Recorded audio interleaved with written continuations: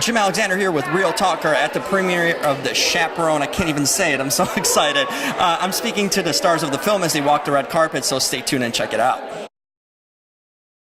Nice to meet you. Pleasure. Jim Alexander here with Real Talker. I'm talking to Victoria Hill from the film. Victoria, you're involved on and off screen with this film. Can you tell me a little bit what attracted you to it initially, to what kind of want to, in a sense, finance it, I'm sure, a lot of ways too, and make it happen? Yeah, I guess Elizabeth McGovern bringing the material written by Julian Fellows felt like a no-brainer in terms of my taste. But then once I read the material, I was so inspired by this story about two women, you know, of very different ages that really influenced each other in such a profound and moving way. And I love the idea of a coming-of-age story for a woman over 40. I feel like there's a definite audience for that. And especially in the 20s. I mean, in a time where, you know, women didn't have that freedom, in a sense, you know, to kind of explore themselves, find themselves, you know, self-discovery and all.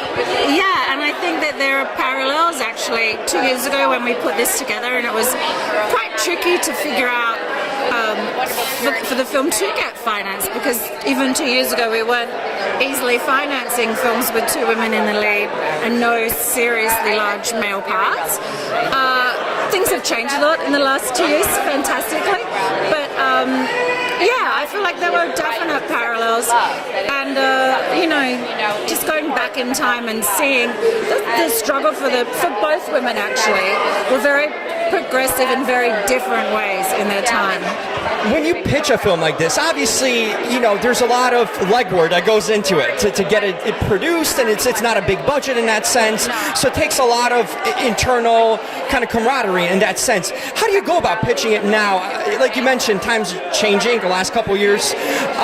What's your approach to kind of selling a movie like this and getting it out there? Well, I think Fibonacci Films is interested in really great stories with a strong sensibility and message that we can sort of feel have an audience, even if it's a niche audience.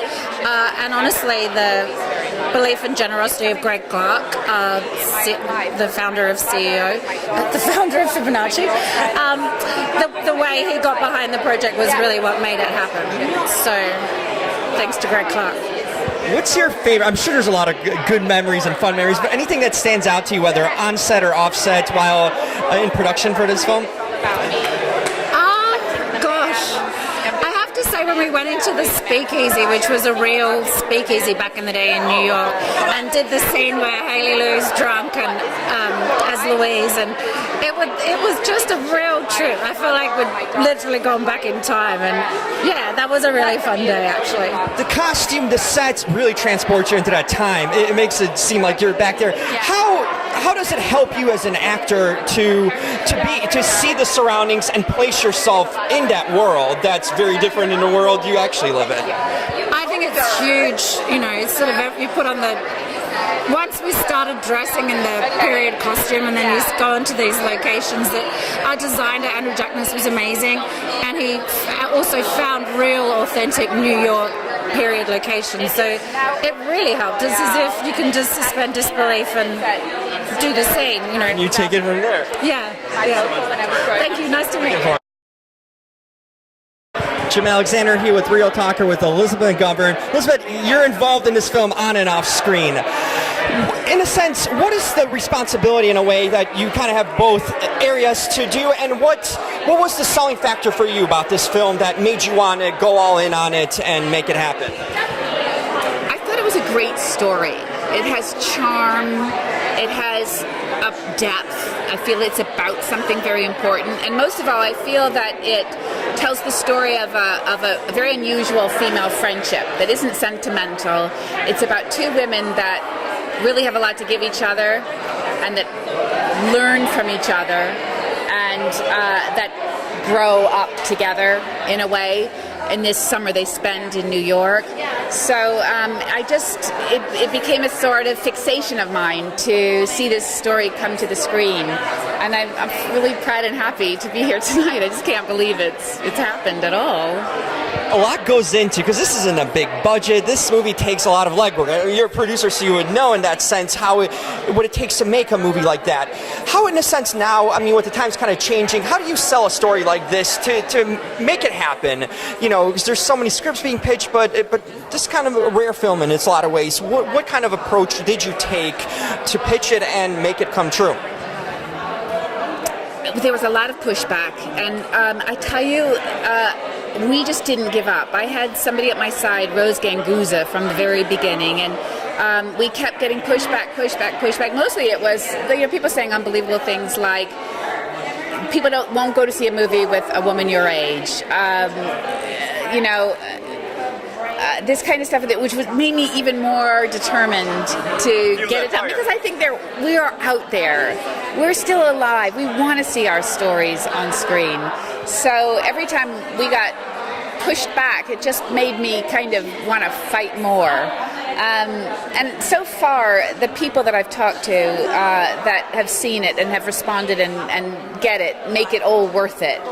But it took a lot of vision and commitment and sacrifice on a lot of people's part, not just me. I had a lot of people around me that were helping me bring it to fruition. So I'm so grateful for that.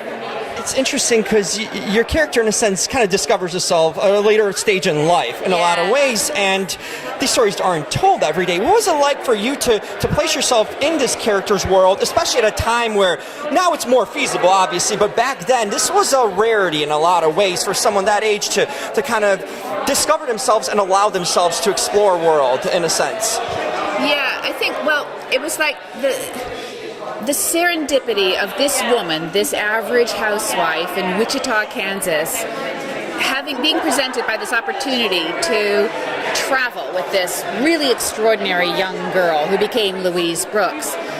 It was the same thing that happened to me with the movie. Every time it felt like it was never going to happen, there'd be some extraordinary thing that would occur that would keep the movie alive, that would keep it chugging along. So it's the same sort of set of the stars lining up, both in the story and kind of in the making of the story, that kept the film chugging along. It was like a baby that wanted to be born. And I think it was the same thing for me when Norma just makes this decision to throw everything, throw her natural caution to the wind and get on a train with Louise Brooks and go to New York. She was sort of propelled for reasons that she didn't even understand, and I think that's kind of the same when we were making the film. It was like, we don't really understand why we're doing this, but we've got to do it. It's just got to be born. I love the passion you have. You've been speaking about this. You can tell it's kind of your baby in a lot of ways.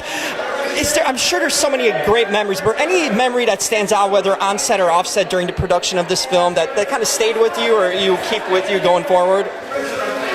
It was such a quick shoot. It was only 21 days, and literally every single day I thought, tomorrow they're going to tell me we're going to have to stop. We're not going to be able to go on. We haven't been able to get a location.